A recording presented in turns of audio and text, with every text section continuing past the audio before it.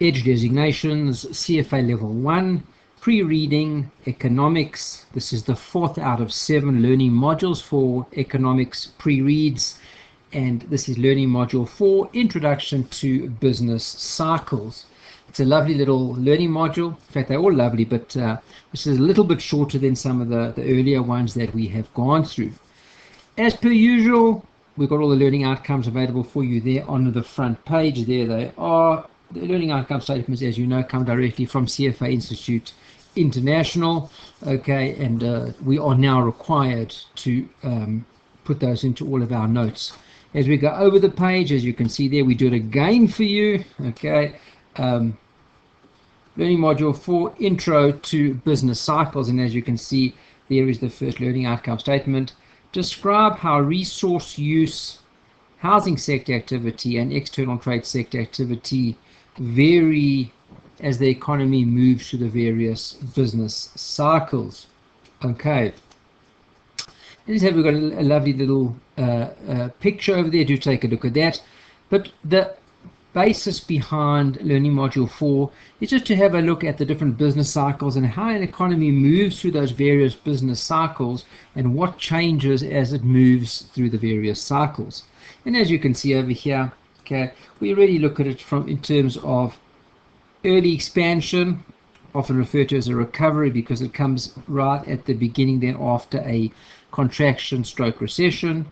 Late expansion, the market starts to peak, the economy starts to peak, and then starts to contract. And it's always important to remember, just a little bit of comfort for those that perhaps are new into economics or new into the business cycle. The cycle just turns. Okay, so sometimes it's up and sometimes it's down. Sometimes we're at the peak, sometimes we're at the bottom, but that is typically what economic cycles do tend to do. So just when I had a discussion with a class that I had a while back, and in South Africa the rate had gone up to, if memory serves, I think around about 11 odd percent. And that caused a lot of upsetment within the class, and I asked the class, what's the highest that it's ever been? And I got various answers. No, it's never been this high before. And I said, guys, let me explain to you, it's been as high as 25.5 at some point. So, and the truth is that is just that's the business cycle. Okay, the business cycle moves up and the business cycle moves down, and it takes interest rates together with it as it moves up and as it moves down. So we've seen it all before, nothing new for the most part, and it will continue to do its thing. Okay, let's get ourselves going straight away. Okay, there's a little table for you. Do take a look at that. Let's get going into the notes now. The behavior of businesses and households, okay, often takes into account, as we've described, leads and lags, okay, and often these particular leads, remember, lead, something happens a bit before, and lags, it tends to work a little bit behind, okay, often what we call the established turning points in a business cycle. We've got very strong links between fluctuations in inventory, employment, and investment in physical capital with economic fluctuations. In other words, when the downturn starts, what happens? The market's starting to turn downwards, aggregate demand decreases, there's less demand overall, okay, and if there's less demand for product and inventories, those start to accumulate, okay, it depresses wage growth, okay, and prices of inputs and capital goods are impacted as well, okay, and after a while all these input prices tend to be relatively low, okay, and the economy is just doing very poorly. Now all of a sudden in steps the monetary authority and tries to revive the economy, and often does so via a cut in interest rates to try and stimulate the economy. Okay, during these down times like we just described over there, okay, companies don't necessarily, okay, or straight away reduce their workforce, okay, but they start to try and cut back on some costs. They reduce costs by things like any means possible, okay, eliminating overtime and things like that. If the downturn continues, becomes more severe, they start cutting costs a little bit more aggressively, cutting non-essential costs. Okay. the gap between the recession output and potential output, the level of real GDP that could be achieved, okay, if all resources were fully utilized, is often an indicator of the fact that there's a lot of slack resource, a lot of resources there not being used. Could we see a gap then between, okay, the actual output and what the potential out could be? In other words, what's the level of GDP if everything was fully utilized? Clearly, we're not utilizing all of the output, and we have a recession on our hands. Okay. During the recession, investors place high values on things like safe assets, things like government securities, companies that have got steady growing cash flows, and producers of staple goods. Remember what we said, as the economy starts to decrease, what happens then is that monetary policy often cuts interest rates, okay? Then consumers, you start to pull them out of their holes a little bit, okay? And they begin to purchase more, demand starts to rise, economic activity increases, and again, same story as when it went down. Now that it's starting to turn upwards, they're unlikely to start to process everything again as they were before. And they're not going to hire new workers straight away. They're going to wait a little bit and look at the words for the economy to give clear signs of life. And over time, demand for the factors of production, land, labor, materials, capital, that all starts to increase. Once the economy's expansion is well established, okay, it starts to move upwards, and called a boom, that then starts to kick in over there. Okay, the boom is an expansionary phase characterized by economic growth, okay, and starts to test the limits then on the economy. Okay, during the boom, what often we see is that the riskiest assets, those are the ones, because now people are investing in risky assets, so those tend to have the most substantial price increases. Safe assets, not so much. Those were used mainly during the recession. Okay. In addition, investors are worried a little bit as the economy starts to overheat and we start to see inflation. Okay, what might be the impact then of that? Fluctuation in capital spending. Okay, capital spending, and look at the words again, guys. Capital spending is what we spend on tangible goods, property, plant, equipment. Okay, and again, that will also fluctuate during a business cycle. Okay, business profits and cash flows are generally sensitive to changes then in the economic activity. Same thing, capital spending is also sensitive. Okay, and shifts in capital expenditure will affect the overall economic cycle in 3 stages. Let's talk first about the early stage of contraction. The economy starting to turn down. Spending on equipment usually occurs abruptly as demand for products starts to decrease. The initial cutbacks, okay, exaggerate perhaps and makes it look a little bit worse than it is. Okay, the later stage of the contraction, as the general downturn starts to mature, cuts in spending further intensify the contraction, and everything seems to look quite terrible. In the early stages then of expansion, when the economy begins its recovery, sales are still at low levels, that a business is unlikely, okay, is likely to have excess capacity and little need for any type of expansion. When we reach the later stage of expansion, productive capacity begins to limit our ability to respond to the demand. Okay, order and sales at this stage look focused predominantly on capacity expansion. Okay, and are generally for heavy and complex equipment, warehouses and factories, and that's at the later stage then of expansion. Fluctuation in inventory levels. Inventory accumulation and cutbacks by businesses often occur very quickly, okay, and often have a much greater impact on economic growth than is perhaps justified by the actual what's happening in the economy. A key indicator that we look at in terms of inventory is what we call the inventory sales ratio. And what does this particular ratio measure? Inventory is available for sale relative to the level of the sales.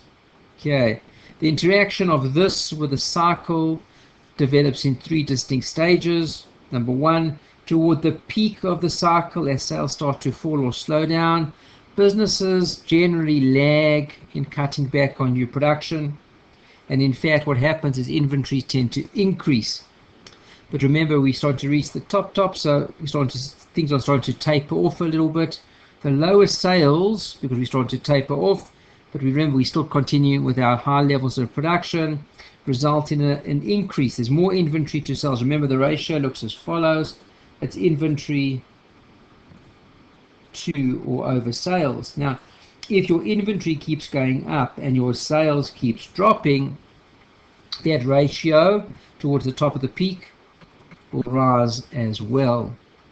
Okay, when businesses produce at rates below what is required for sales volume, okay, and they start to get rid of unwanted inventories, that ratio of inventory to sales falls back again, then back towards normal.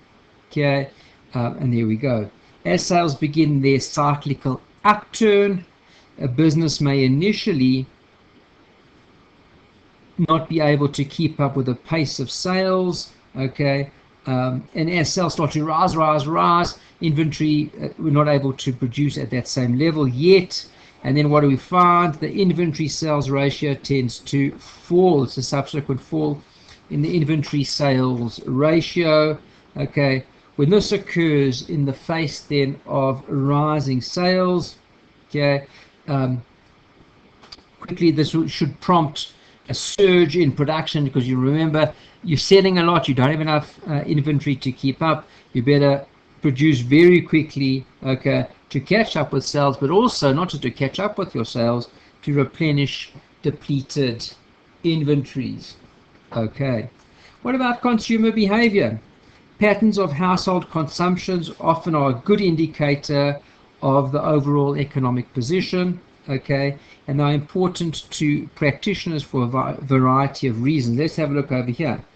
Two primary measures of household consumption are retail sales, that's a good indicator, number one, and number two, a broad-based indicator of consumer spending, okay, includes purchases outside of just retail, but purchases of things like utilities, household services, etc.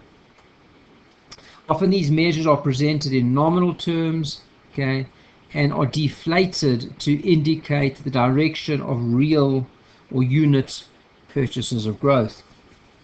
Additional measures make finer distinctions, such as tracking spending, real and nominal, of specific products and specific groups. We've got three major divisions for this. Number one, durable goods, autos, appliances, and furniture. Non-durable goods, food, medicine, cosmetics, and clothing. And then we've got services as well, things like medical treatment, entertainment, communications, and personal services. We then move on to housing sector behavior. How does the housing sector behave in terms of economy? Generally, it's a smaller part of the overall economy, quite a bit smaller than consumer spending. Housing experiences dramatic swings, okay, and in that it often counts more in overall economic movements than some other, than its small size of weighting. Okay, every major economy offers statistics on new, existing home sales, residential construction activity, etc., everything related to housing. Okay, the relationships in this area follow what we call fairly regular cyclical patterns.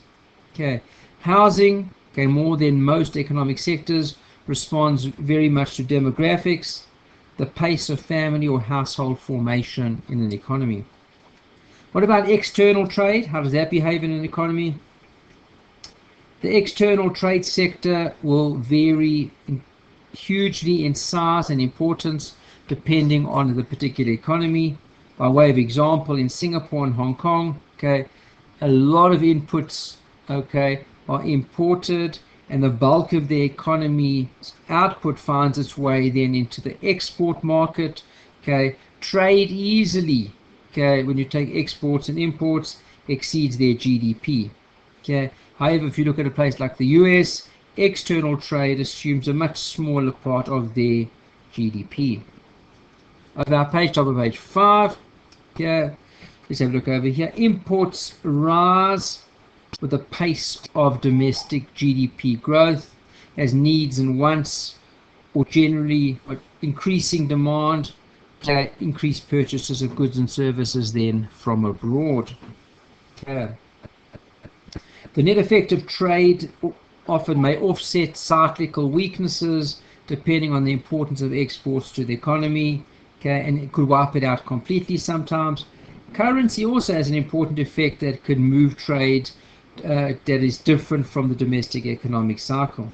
Okay, and as you can see, guys, when we have a look at the various factors that we've considered thus far, they've all got quite a big impact on the economy, which make it quite important for financial analysts to consider a wide range of variables in both the domestic and the overseas economies. Okay, we move down a little over here, describe types of unemployment and measures of unemployment. We'll go through a whole batch of definitions now. Employed is the number of people with a job. Okay, unfortunately that does not include people working in the informal sector, cab drivers, illegal workers, things like that. They may well be working, but we don't have the statistics for that. The labor force, the number of people who either have a job or are actively looking for a job. Obviously this would then exclude what? Retirees, children, stay-at-home parents, full-time students, etc. Unemployed people, people who are actively seeking employment but currently are without a job. Okay. The unemployment rate, that's the rate of unemployed to the labor force. We spoke about the labor force. That's everybody that is either having a job or looking for a job. Activity ratio, or what we call the participation ratio, the ratio of the labor force to the total population of working age. Okay. It's not unemployed, but it's underemployed, who has a job but has qualifications to work at a significantly higher paying job, but had to take a job just for the purposes perhaps of supporting a family. Okay. Discouraged worker, a lot of definitions over here. What's a discouraged worker? A worker that's in fact just stopped looking for a job because of the weak economy. Okay, they've given up seeking employment. Okay, and statistically we consider them outside of the labor force. Okay, over our page over here, top of page 6, voluntarily unemployed. Okay, a person that is voluntarily outside the labor force, such as a jobless worker, refusing available work, okay, or someone perhaps who has retired early. Same story. Let's have a look at some unemployment statistics. We've got what we call the civilian labor force, people over the age of 16 who are either employed or actively seeking employment. Okay, it doesn't include everyone over the age of 16. For example, full-time students and people who are unable to work due to things like disabilities, of course, would not be included. Some ratios, guys, I would learn the ratios, of course. They're nice, easy questions to ask. And, of course, it can easily be done within the time period of an MCQ question. The labor force participation rate, okay, that's the labor force over the adult population over the age of 16. Get a percentage. The rate of unemployment, number of people that are unemployed over the number of people in the labor force. Okay, now we ask ourselves the question, when is a person unemployed? If they don't have a job, they are available to work. They just don't have a job, but they are available. If you had to give them a job, they would love the job. They've looked for work during the past 4 weeks, or they're waiting to start a new job, or waiting to be recalled after they've been laid off. Retirees and full-time students, therefore, are not unemployed, and the reason, of course, guys, is they're not seeking active employment. The 5 main reasons for why people are unemployed: first-time entrance into the labor force, they're re-entering after perhaps further studies, layoffs due to a business failure, dismissals, and voluntary withdrawals. For example, someone that may well be retiring. Okay, what problems do we have over here in measuring unemployment? Okay, the unemployment rate, okay, is used as an indication of the availability of jobs in the economy. Okay, but there are certain restraints related to that. Okay, and let's have a look. Problems in using the unemployment rate to indicate the availability of jobs. Estimates regarding the availability of jobs tends to be a little bit inaccurate, okay, because we take them from the unemployment rate. And the unemployment rate is often over or underestimated. Why? We've got discouraged workers, people that would like to, they just can't find a position. How we classify part-time workers, and government unemployment insurance benefits might induce people not to work. So we look over here, guys, an alternative measure of the availability of jobs. Since we say that the unemployment rate is not a very accurate measure, okay, what might be a better measure? Okay, employment over the population ratio, number of people employed over the total number of people in the labor force, is more accurate. Okay, and we see over here it's the number of employed people over 16 divided by the total population over the age of 16. There we go. We talk about three different types of unemployment. Frictional unemployment. It's unemployment that arises as a result of inability of qualified but unemployed workers from finding existing job openings. What could change the level of this frictional unemployment? Okay, any factor that would affect the cost or benefit of the jobs will change the time of the job search and as well then the level of frictional unemployment.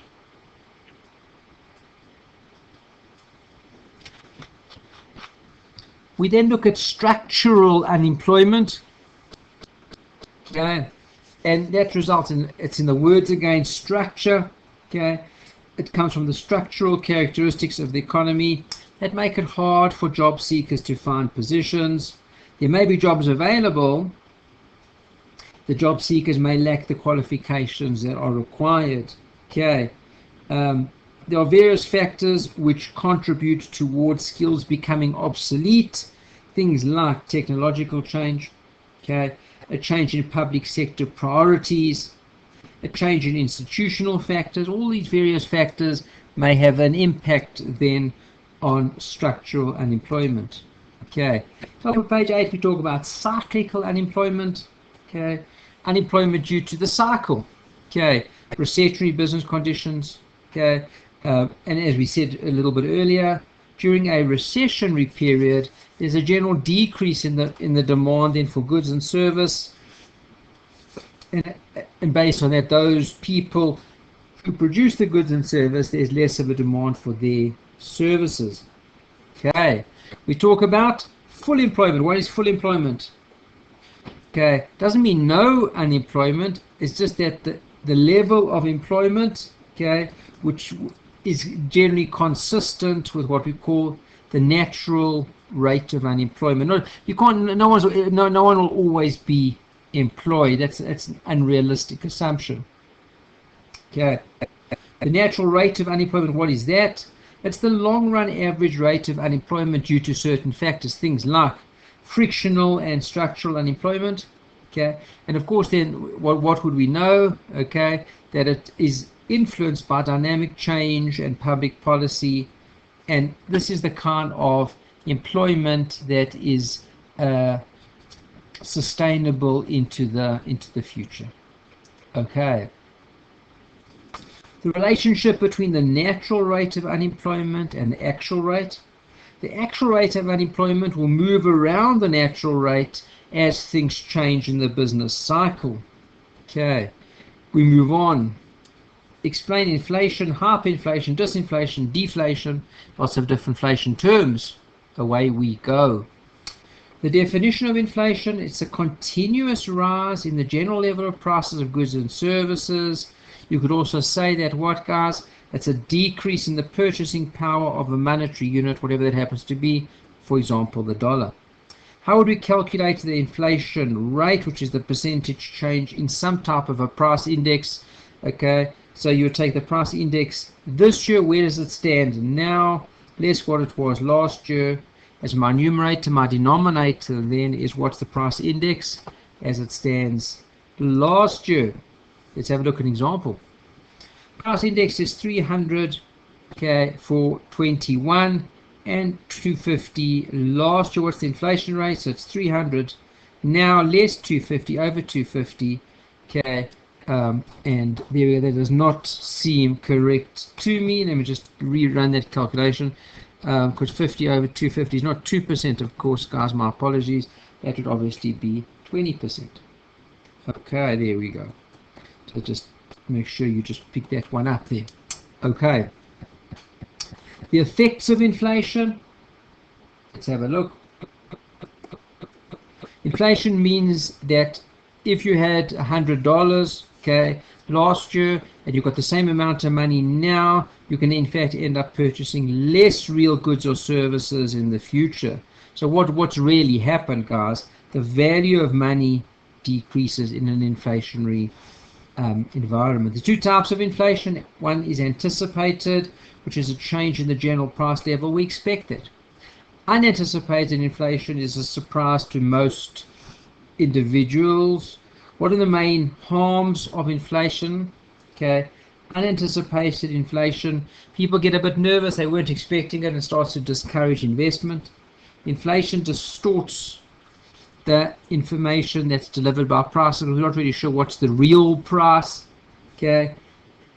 And people respond to unanticipated inflation by focusing on trying to protect their wealth.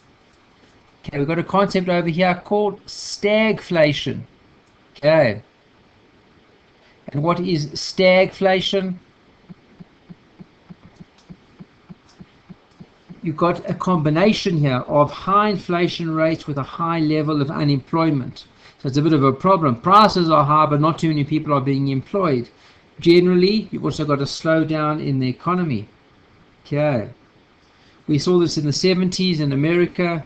2 successive recessions were accompanied by huge increases in inflation. That's called stagflation. Nothing's really moving.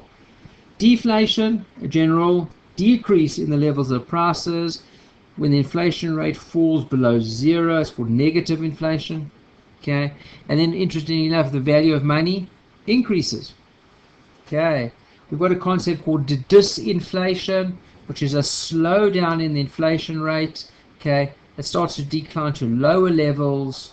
Okay, why is it different from deflation? The inflation rate is still positive, but after a period of disinflation, the aggregate price level still goes up a little. It's hyperinflation, extremely rapid increases in price levels. Okay, certain economies, for example, like Zimbabwe, had that for a period of time. Venezuela as well. Okay, it usually occurs when large-scale government spending is not backed up by real revenues, things like tax revenue. Okay, and then where does the money come from?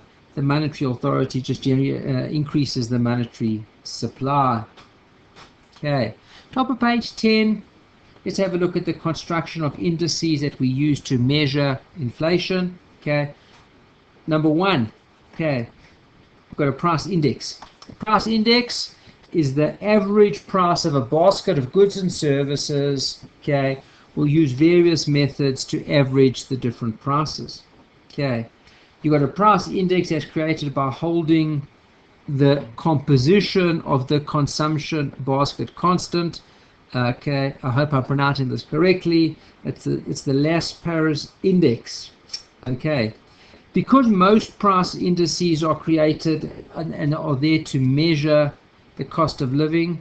Okay, if you use a simple fixed basket of goods, we've got certain biases that would be a problem over here. What are some of the biases? Number one, substitution bias. Because remember, if you've got a certain good in your basket and that good becomes too expensive, what do people do? They just substitute it. Okay. Quality bias. Okay. As the quality of the same product improves, it satisfies people's needs and wants better. Okay. and obviously that's going to cost a little bit more, so that needs to somehow we need to take into account into inflation that yes, the prices have gone up, but also what's happened is our needs and wants are better satisfied than they were before as well.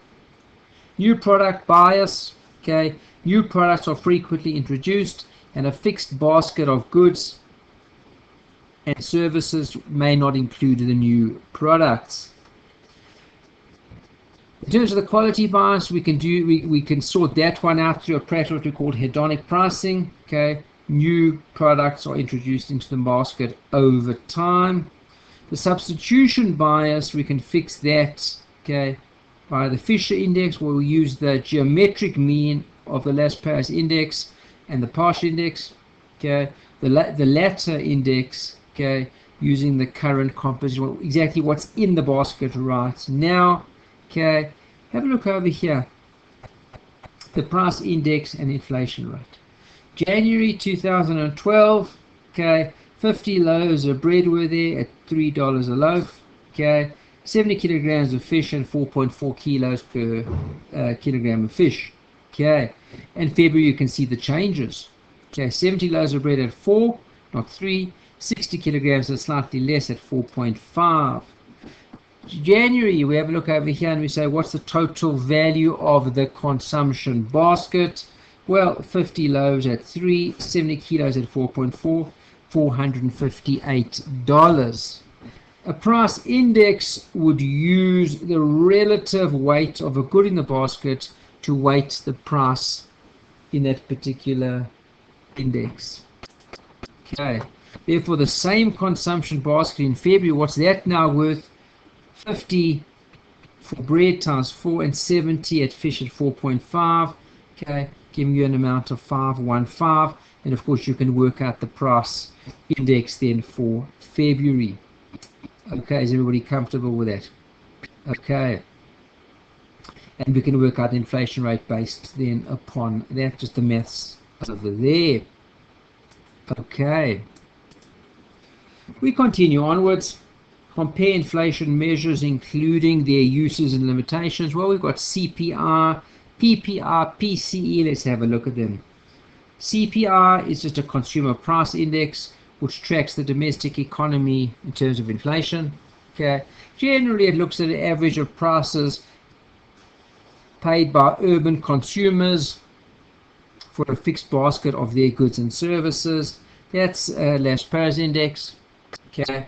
PCE is a personal consumption expenditures index, which covers all personal consumption in the US using business surveys. And then you've got PPI, which represents the price movements for domestic producers within a country. Here you're going to get more of the type of things that impact domestic producers: fuels, farm products, machinery, equipment, chemical products, things like that. In some countries, we call PPI WPI, which is the wholesale price index. Okay. Generally, price increases may eventually pass through to consumers. So yes, PPI doesn't only relate to producers then. A very important inflation indicator, okay, for example, in America, we've got what's called a TIPS, which is a Treasury Inflation Protected Security, which will adjust the bond's principal according to an inflationary index. We talk a little bit about cost push versus demand pull inflation. Okay. Inflation, as we know, is an ongoing process. Price levels are rising. Money is losing its value. Okay.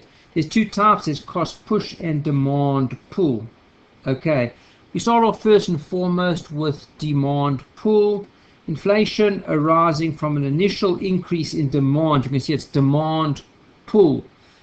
Okay, caused by anything that will increase whatever, and we're not looking at that particular component right now, but anything that would increase demand, okay, and now starts to push prices upwards. The search for indicators from the demand pull side, okay, now where does it come from? This type of inflation looks at the relationship between actual potential real GDP. What's the actual GDP and how much can it be? Its potential. Okay. The higher the rate of capacity utilization, or the closer GDP is to its potential, the more likely, okay, we are going to be suffering from shortages, bottlenecks, okay, and anything else that may cause us not to be able to satisfy demand. Why? Because our actual GDP and our potential GDP are very close to one another. Okay, then what do we say? The more an economy operates below its potential, it's not using so much of its capacity. It's got a low rate of capacity utilization. Okay, there's not much pressure then on demand. Okay, and no real issue over there, and not really an issue for inflation. We talk about cost push inflation. What causes cost push inflation? Okay, number one, the increase in money wage rates. Okay, and increases in the prices of raw materials, costs. So what's pushing the inflation? The costs are pushing the inflation. Okay, when we look over here in the area of cost push, we look at commodity prices, because remember, commodities are a key input into production. Wages, okay, things like that. The higher the unemployment rate, the lower the likelihood that shortages will develop in the labor markets. Okay, the lower the unemployment rate, the greater the likelihood that shortages will drive up wages. The effective unemployment rate below which pressure starts to emerge in labor markets, often we call that the non-accelerating inflation rate of unemployment, or the natural rate of unemployment. Okay, and it's this rate, as opposed to full employment, that will indicate to us when an economy will experience bottlenecks in the market, okay, and wage push or cost push inflationary pressures. Okay, cost push also consider direct observations of wage trends that when they start to push upwards or accelerate might force businesses to raise their prices. Productivity or output per hour is also a key part of wage push inflation analysis, because the output from each worker will determine how many units, okay, the business can spread the cost of each worker. The greater the worker's output per hour, the lower price businesses need to charge in order to cover their wage costs. Top of page 13, the faster output per hour grows, the faster labor compensation can expand without putting any pressure on the costs of the business. What's our equation? Unit labor cost, ULC, is wage output per, the total compensation, total wages, W, over the output per hour. Okay, and you want to keep that quite low. Okay, you want your wages per output to be at least not increasing that much, and then obviously costs then don't get pushed then onto the consumers. This then brings us to a conclusion of learning module 4, as mentioned right at the beginning. It's a fairly short, a fairly sweet little learning module, nothing too crazy over here. Learning module 4, intro to business cycles. We've got a bit of a summary for you over there, okay, on page 14, and continues then onwards onto page 15. Okay, as per usual, we go back to the beginning of our particular learning module. Guys, when you are finished a module, please do return back to the beginning. Take a look at the learning objectives on the very front page. Make sure you are familiar with those and understand those and are able to answer questions based upon what is contained in those learning objectives. We continue onwards.